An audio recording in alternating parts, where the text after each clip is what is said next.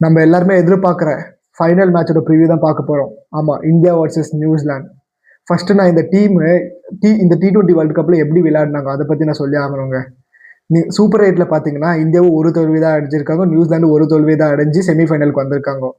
New Zealand தடுமாறி தான் வந்துட்டு செமிஃபைனலுக்கு அவங்க வந்தாங்க. ஃபார் எக்ஸாம்பிள் இங்கிலாந்து மேலே அவங்க ஜெயிக்க வேண்டிய மேட்சை அவங்க தோத்துட்டாங்க. அதுக்கப்புறம் பாகிஸ்தான் வந்துட்டு ஸ்ரீலங்கா மேலே வந்து தோத்தாதான் வந்துட்டு இவங்க செமிஃபைனலுக்கு வர முடியும். அந்த மாதிரி சுச்சுவேஷனில் அவங்க மேலே டிபெண்ட் ஆகி செமிஃபைனலுக்கு வந்தாங்க. இந்தியா நீங்கள் பார்த்தீங்கன்னா ஃபர்ஸ்ட் மேட்ச்சு சூப்பர் 8ல் வந்துட்டு சவுத் ஆஃப்ரிக்கா மேலே படுதோல்வி அடிச்சிட்டாங்க அகமதாபாத் ஸ்டேடியமில். அதுக்கப்புறம் வந்துட்டு ரெண்டு மஸ்ட் வின் மேட்ச். ஜிம்போவே மேலே தான் ஒன் சைடடாக இந்தியா வின் பண்ணாங்க. வெஸ்ட் இண்டீஸ் மேலே குவார்டர் ஃபைனல். அந்த மேட்ச்சும் வந்துட்டு கடைசி ஓவர் வரைக்கும் போய் தான் நம்ம வின் பண்ணி செமிஃபைனலுக்கு வந்தோம். நீங்கள் பார்த்தீங்கன்னா ரெண்டு டீமுமே, இந்தியா நியூசிலாந்து செமிஃபைனலுக்கு வந்த ரெண்டு டீமுமே வந்துட்டு அவங்கவுங்க குரூப்பில் அன்பீட்டனாக இருந்த டீமுங்க. ஃபார் எக்ஸாம்பிள் சவுத் ஆஃப்ரிக்கா வந்துட்டு குரூப் 1ல் வந்துட்டு அன்பீட்டனு. அந்த டீமை நியூசிலாந்து வந்துட்டு கன்வின்சிங்காக வின் பண்ணிட்டு வந்திருக்காங்க.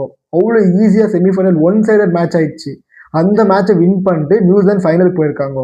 இந்தியா வந்துட்டு குரூப் 2ல இருக்க இங்கிலாந்து, அவங்க அன்பீட்டன் 3 மேட்ச் ஜெயிச்சு வந்த டீம், அவங்கள தோக்கடிச்சு தான் இந்தியா வந்துட்டு செமிஃபைனல்லேருந்து ஃபைனல். இந்தியா இங்கிலாந்து வந்துட்டு ஒரு க்ளோஸான மேட்சுங்க. கடைசி ஓவரில் தான் வந்துட்டு நம்மளுக்கு மேட்சே தெரிய வந்துச்சு. ரெண்டு டீமில் டிஃப்ரென்ஸ் என்னன்னா பூம்ராவோட பவுலிங்கால் தான் நம்ம வின் பண்ணோம். அதுதான் யதார்த்த உண்மை.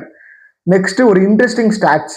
இந்தியா அப்புறமா நியூசிலாந்து இதுவரையிலுமே வந்துட்டு T20 வேர்ல்டு கப்பில் இந்தியா நியூசிலாந்து 3 தடவை மோதி இருக்காங்க. 3 தடவை நியூசிலாந்து தான் ஜெயிச்சிருக்காங்க.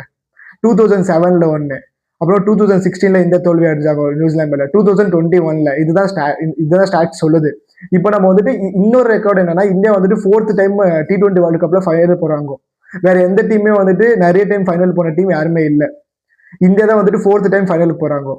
இந்தியா கிட்ட 2 ட்ராஃபிஸ் இருக்குது T20 வேர்ல்டு கப். நியூசிலாந்து இது வரைக்குமே T20 வேர்ல்டு கப்ல ஒரு ட்ராஃபியும் அடிக்கல. நெக்ஸ்ட் இப்போ அகமதாபாத் ஸ்டேடியம்ல மேட்ச் நடக்க போகுது. எந்த டீம் டாஸ் வின் பண்ணாலும் சேசிங் தான் சூஸ் பண்ண போறாங்க. ஃபார் எக்ஸாம்பிள் சப்போஸ் ஏதாவது ஒரு டீம் ஃபர்ஸ்ட் பேட்டிங் ஆடுதுன்னா அவங்க 185லேருந்து 190 அடிச்சாலே வின்னிங் டோட்டல்.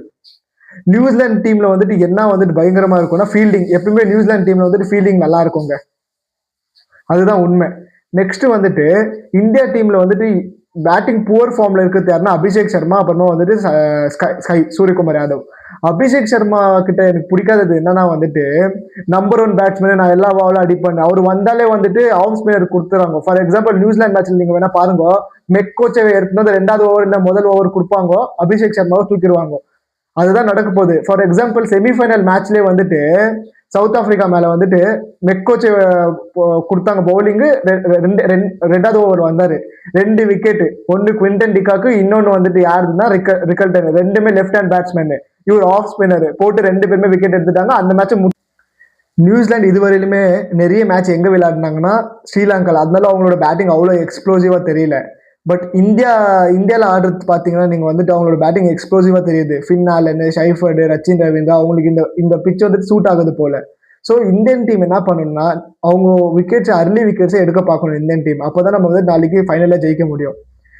இந்தியா 3வது தடவை ட்ராஃபியை வந்துட்டு தொடுவாங்களா, இன்னும் வந்துட்டு நியூசிலாந்து முதல் தடவை ட்ராஃபியை தொடுவாங்களா? உங்கள் கருத்தை இந்த கமெண்ட்ஸை தெரிவி.